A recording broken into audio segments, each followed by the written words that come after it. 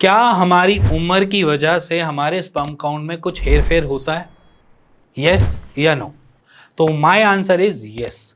क्योंकि बेसिकली ये question generate हुआ है, मैंने जब कमेंट्स पढ़ रहा था उसी बीच में एक क्वेरी आई थी जहां पर पेशेंट पूछ रहा है कि मेरी एज बढ़ती जा रही है तो मेरे स्पर्म काउंट कम हो सकते हैं, यस या नो? तो मैं उसका आंसर देते हुए कह रहा हूँ यस, हो सकते हैं। एज फैक्टर स्पर्म काउंट पे पड़ता है। जैसे हमारी एज बढ़ती रहती है वैसे हमारी दिक्कतें बढ़ती रहती हैं। मैं डॉक्टर हिमांशु धवन आज आपको सिर्फ एज फैक्टर के साथ रिलेटेड स्पर्म काउंट की प्रॉब्लम्स के बारे में डिस्कस करूंगा।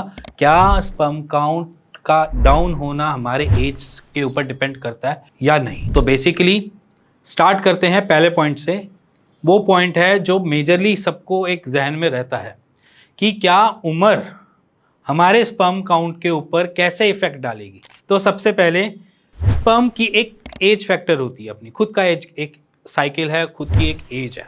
तो स्पर्मेटोजेनेसिस को पहले थोड़ा सा बारीकी से समझेंगे, बारीकी का थोड़ा सा ओवरव्यू करेंगे कि स्पर्मेटोजेनेसिस हमारी जो होती है वो बेसिकली 90 डेज की होती है। तभी आपको हर कोई डॉक्टर आपको 90 डेज का ट्रीटमेंट रिकमेंड करता है जब आपका स्पर्म काउंट कम होते हैं। चाहे आप आईवीएफ सेंटर चले जाओ, वहाँ पर भी आपको 90 डेज की मेडिसिन मिलेगी। चाहे आप किसी फिजिशियन के पास चले जाओ, जनरल फिजिशियन के पास चले जाओ, आयुर्वेद फिजिशियन के पास चले जाओ या होम्योपैथ फिजिशियन के पास चले जाओ, वो आपको रिकमेंड हमेशा 90 डेज की करेगी, क्योंकि आपके स्पर्मेटोजेनेसिस 90 डेज की होती है। और 90 डेज की वजह से हमको जो स्पर्म मिलता है वो उसकी ही धाराओं से निकलता हुआ 90 दिन पे हमें मिलता है। अब ये साइकिल जब चलती रहती है, उसकी एक सर्कुलेशन मोड होती है। तो जब ये साइकिल चलती रहती है तो हमें स्पर्म मिलता रहता है। और एक स्पर्म की जो एज होती है वो सिर्फ और सिर्फ 3 दिन से 4 दिन की होती है। मान लीजिए कि आज मैंने इजैकुलेट किया, तो नए स्पर्म के जो ट्रैक है, जो नया स्पर्म बनेगा और नया स्पर्म आएगा, उसको 3 से 4 दिन लग जाते हैं। इसीलिए आपको लैब टेक्नीशियन हमेशा ये बोलता है कि आप 4 दिन के बाद आओ, 3 दिन के बाद आओ, आज मास्टरबेट कर लो, 4 दिन के बाद आना। इस तरीके से इसलिए बोलता है क्योंकि वो 3 दिन में हमको, 4 दिन में हमें नए स्पर्म काउंट मिल जाते हैं। ये तो हो गई एक स्पर्म की एज। अब बात करते हैं कि क्या एज जो है वो मैटर कर रही है या नहीं। तो मैटर करती है। जैसे जैसे हम बूढ़े होते जाते हैं हमारे बॉडी के सारे अंग ढीले पड़ते जाते हैं। आपकी ऊपर की आउटर की स्किन, आपका सोचने का तरीका, आपकी मैच्योरिटी जैसे बढ़ती रहेगी, आपके स्पर्म भी इतनी जल्दी मैच्योर होना चालू कर देते हैं। अब इस पे फैक्टर सबसे पहले आता है हमारे जीन्स।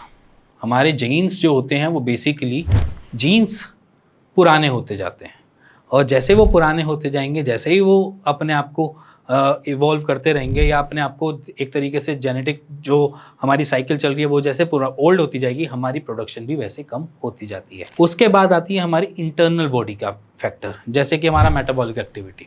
हम अगर हमारी मेटाबॉलिक एक्टिविटी जो यंग एज में थी या टीन एज में थी वैसी हमारी एट द एज ऑफ 35-45 नहीं मिलेगी। हमें कुछ ना कुछ डाइजेशन इश्यूज आने चालू हो जाते हैं, एसिडिटी बनना या फिर ये सारी चीज़ें नॉर्मली तौर पे चालू हो जाती है।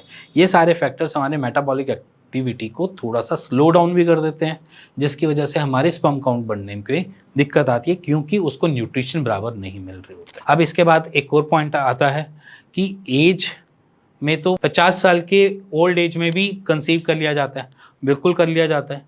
ऐसा नहीं है कि 50 साल में अगर पहुंच गए तो कंसीव नहीं कर सकते या कंसीव नहीं हो पाएगा या आपके स्पर्म काउंट बिल्कुल डेड हो जाएंगे at the age of 50। Depend करता है आपकी खान पान, डाइट मैटर करती है उस पल में, जहाँ पर हमें चाहिए कि हम एट द एज ऑफ 50 या 60 हमारे स्पर्म इतने ही हेल्दी रहें जितने पहले थे।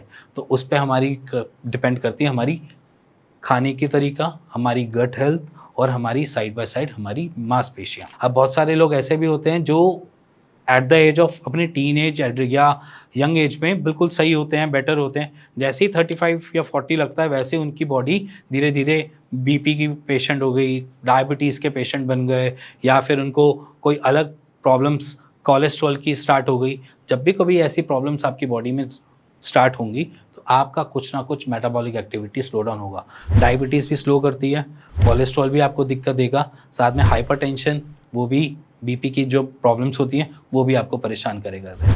तीनों फैक्टर्स आपके स्पर्म काउंट पे इफेक्ट डालते हैं, चाहे वो ब्लड प्रेशर हो, चाहे वो आपकी डायबिटिक हो, चाहे वो इसके साथ साथ आपका कोलेस्ट्रॉल क्यों ना हो। क्योंकि हर चीज़ को फंक्शन करने के लिए अपना स्पेस और अपने हेल्थ को मेंटेन रखने के लिए खाना पीना चाहिए, और हर एक ऑर्गन को उससे रिवर्ट बैक करना होता है, आपको पुश बैक करना होता है किसी भी एंगल पे, चाहे वो आपकी मसल में हो, चाहे वो आपकी बॉडी पे जैसे मैं बोलूँ कि आपकी इम्यूनिटी हो, और उसी के साथ ही आपके जाए स्पर्मेटोजेनेसिस हो। तो स्पर्मेटोजेनेसिस को बनाने के रखने के लिए भी उसको सारे ऑर्गन्स का सपोर्ट मिलना चाहिए।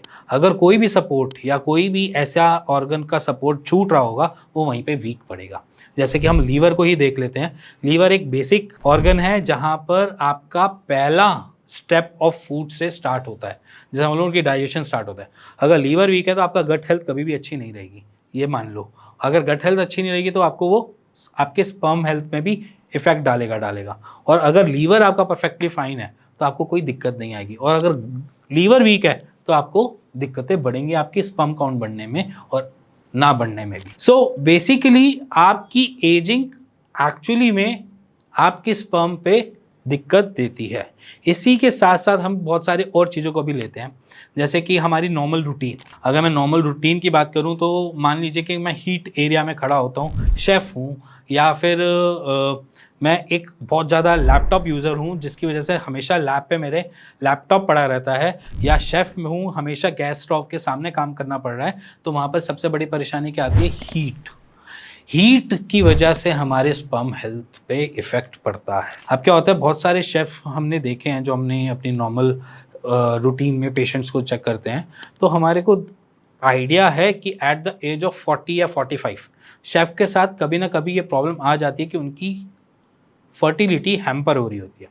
उसके पीछे रीज़न जो समझ में आता है वो एक ही रीज़न आता है कि ज़्यादा लंबे टाइम तक वो हीट एरिया के आसपास खड़े रहने का से जो उनकी बॉडी में इफ़ेक्ट पड़ा है वो एक ही है कि उनके स्पर्म काउंट कम हो गए।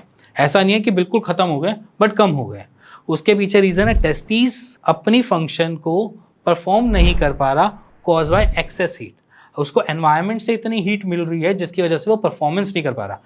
एज लाइक कि मैं अगर बहुत ज़्यादा गर्मी में हूँ तो मैं परेशान रहूँगा, मैं अपने काम को ढंग से नहीं कर पाऊँगा। वैसे ही आपके टेस्टिस हैं, अगर टेस्टिस गर्माहट में ज़्यादा हैं और गर्मी की उसको ज़्यादा मिल रही है तो वो अपनी परफॉर्मेंस में ढीला पड़ेगा, और जब वो ढीला पड़ेगा तो आपको इफेक्ट देगा स्पर्म काउंट पे। अब बात करते हैं एक और फैक्टर जहां पर हम कहते हैं कि अगर आपको ऊपर से देने वाली चीज़ें, मान लीजिए ऊपर से देने वाली आपके फोर पेरेंट्स से आई हुई जो पार है उसमें कोई दिक्कत ना हो।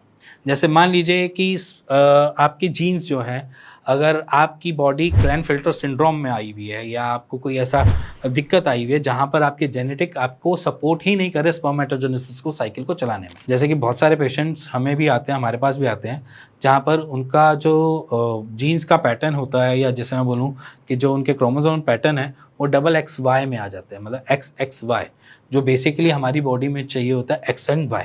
X और Y अगर हमारे शरीर में मिलेगा तभी हम मेल बन पाएंगे। वहाँ पर XXY के होने की वजह से उनकी पास पावर खत्म हो जाती है। ये एक जेनेटिक डिसऑर्डर में आ जाता है जहाँ पर स्पर्म काउंट बिल्कुल बनता ही नहीं है, बनता है तो वो 0.5 या 0.2 मिलियन पे ही रह जाता है, वो उससे आगे बढ़ ही नहीं पाता। सो ये तो सारे फैक्टर्स थे जो मेरे ख्याल से आपको समझने चाहिए और जानने भी चाहिए। और इसी के साथ अगर आपको कुछ भी ऐसा अपनी बॉडी में चेंजेस दिख रहे हैं या कुछ भी अनइवन सा दिख रहा है या आपको ऐसा भी लग रहा है मेरा वाटरी सीमन आ रहा है, तो भी अपने आसपास के डॉक्टर से ज़रूर कंसल्ट करें। और अगर आपको कुछ ऐसा सामने नज़र नहीं आ रहा और उससे पूछना भी चाह रहे हैं, तब भी आप नीचे दिए हुए नंबर पर अपनी रिपोर्ट शेयर कर सकते हैं और मेरी टीम से बात कर सकते हैं। और अगर आपने अभी तक रिपोर्ट नहीं भी करवाई है तब भी आप नीचे दिए हुए नंबर पे मेरी टीम से बात कर सकते हैं और उसका राइट सॉल्यूशन ले सकते हैं। इसी के साथ मिलेंगे नेक्स्ट वीडियो के लिए, तब तक के नमस्कार।